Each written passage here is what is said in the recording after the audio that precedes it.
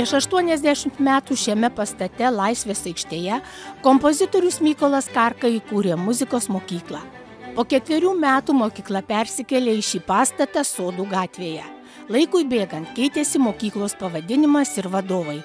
Antanas Belazaras, Justas Armalis, Albertas Valančius, Donatas Baltrūnas, Vytautas Mikalauskas. Jo vardu ir pavadinta Menų gimnazija. Dabar gimnazija įsikūrusi čia, Nemuno gatvėje, o 18 metų jai vadovauja Emilija Kriščiūnaitė. Čia visada skambėjo, skamba ir skambės muzika. Čia gyvena visai kita karta. 7 kartus keitėsi gimnazijos pavadinimas, 3 kartus keitėsi vieta, bet čia tikimės, kad jau liks ilgam šita vieta. Kas pakito?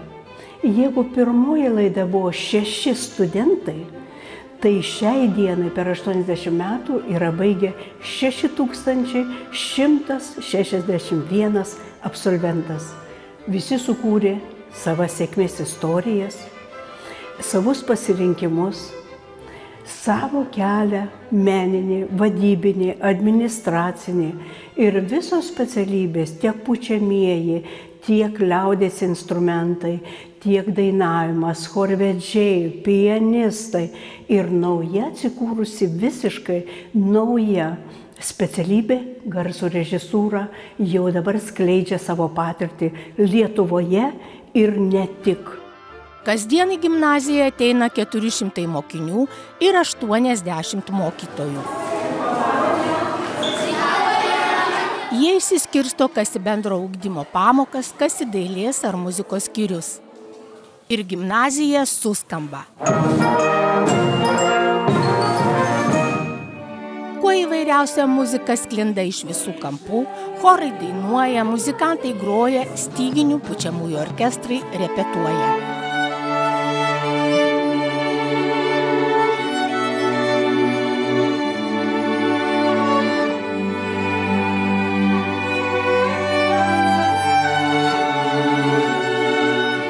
Čia tiesiog yra sustiprinta muzika.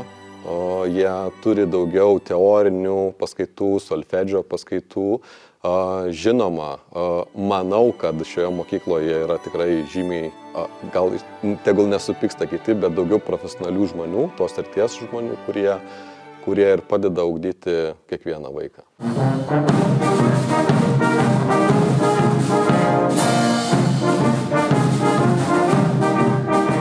Gal man truputį lengviau dirbti su vaikais būtent dėl to ir yra, kadangi aš žinau, kaip mokytojai su manimi dirbo ir aš žinau, ko man galbūt trūko iš mokytojų, tai man labai taip yra viskas aišku ir konkretu, ką aš galėčiau vaikams duoti daugiau.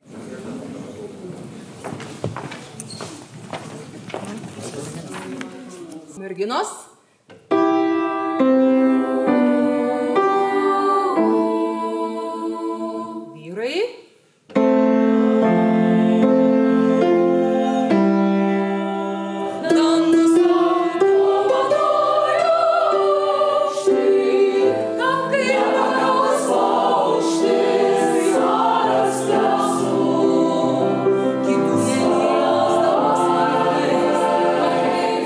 Labai saugu, labai miela, mokytojai yra labai artimi, mes daug bendraujame, mes kaip šeima.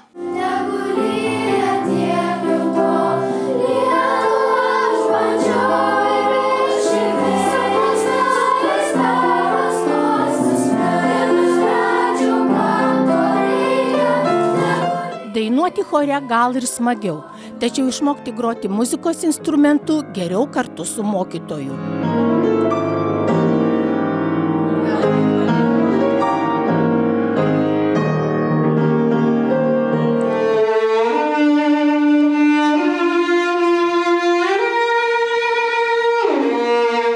Mokausi nuo 1 klasės, bet dabar, kai paaugau, suprantu, kad tikrai labai puikia mokykla.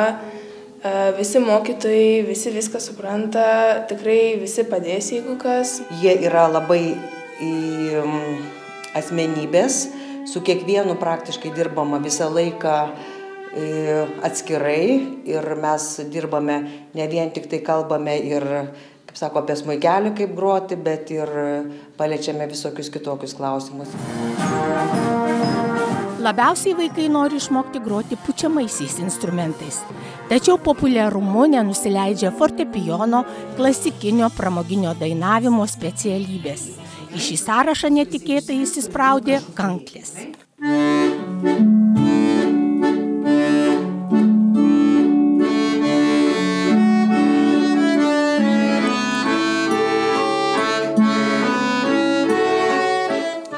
Kanklėmis moko šią gimnaziją baigusi Eglė.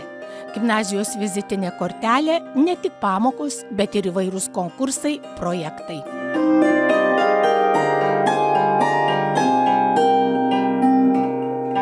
Mūsų mokykla yra labai gerai žinoma, tai ne tik čia miestui ir apskričiai, bet ir Lietuvai ir netgi tarptautinėse konkursuose irgi parsiveža prizinės vietas.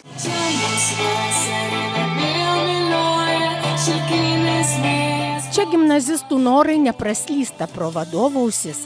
Pasiteisino jų idėja įkurti garso įrašymo studiją ir rengti garso režisierius. Gimnazijos direktorė palaikė tą idėją ir pakvietė mane dirbti čia mokytojų, dėstyti garso režisūrą. Yra paruošti garso režisieriai, kurie iš gimnazijos išėję stoja jau į universitetus, į akademijas, studijuoti darbas teatruose, garso režisieriais, televizijoje, kine, koncertuose, įrašų studijose. Užtat dailės skyriuje tylu.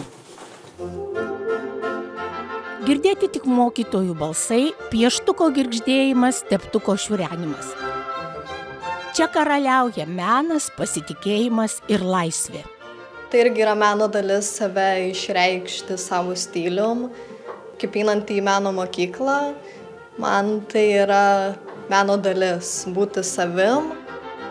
Žinomi patyrę menininkai kasdien pasitinka apie 200 mokinių. Jie moko piešti, tapyti, lieti monotipijas. Ateina mokiniai vis vien labiau su estetiniu polinkiu. Kartais iš mūsų išeina, kurie neturi kompozicijos, bet netgi neturint gabumų kurti, šitą mokyklą į vieną gerą labai europinę specialybę pataiko, tai yra restauracija, kur savo kūryba visiškai negalima. Ten tiesiog yra minusas turėti kūrybingumą. Ten turi sienai sėdėti ir lupinėti, atstatinėti kaip buvo. Negalėčiau niekur kitur būti dėl ypatingo santykio su vaikais iš tikrųjų. Nes čia yra ypatingi vaikai. Ypatingi vaikai savo mąstymu, savo inteligencija, savo bendravimo būdu. Keramikos studijoje merginos minko molį. Nedėjuoja, kad sugadins rankas. Netgi džiaugiasi, kad pailsi glostydamos savo kūrinius.